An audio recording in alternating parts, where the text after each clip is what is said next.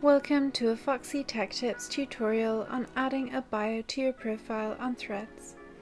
If you find this tutorial helpful, please consider subscribing to my channel and liking the video. Open the Threads app and tap on the profile icon in the bottom right corner to get to your profile page.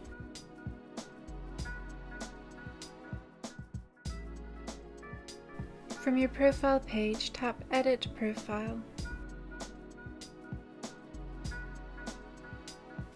Now just tap on Bio, and you can enter your bio for Threads. You can also tap Import Bio from Instagram to use the same bio as on Instagram.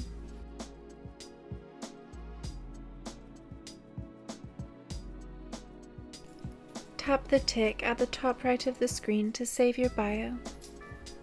Your bio has now been updated on your Threads profile. And that draws an end to this tutorial.